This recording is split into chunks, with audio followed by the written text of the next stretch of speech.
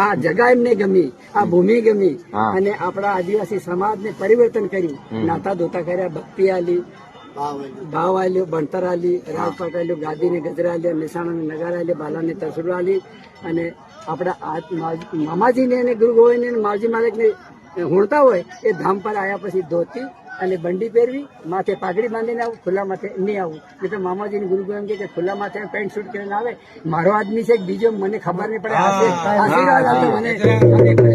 એટલે આપણા જરૂર આ રાખજો. અને આ આપણા ભાઈઓ બહેનો મારું એમ કહ્યું છે કે નકળંગ ઘોડો આવશે તો નકળંગ ઘોડો ને આપણે ઘેરે ઘેર મોટરસાયકલ આવી, એ નકળંગી ઘોડો છે. તો ગાડી એ શક્તિ છે અને ટાયરમાં પવન છે એ દેવ છે.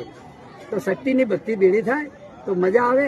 પણ વ્યસન ને કે 50 રૂપિયાની પોટલી અને 100 રૂપિયાનું પેટ્રોલ પેટમાં પૂરે તો કાડામાં પડી જાય. એટલે તમે સુધરી જજો. જય ગુરુ માતા, જય મામાજી, મામાજીના વચન કી.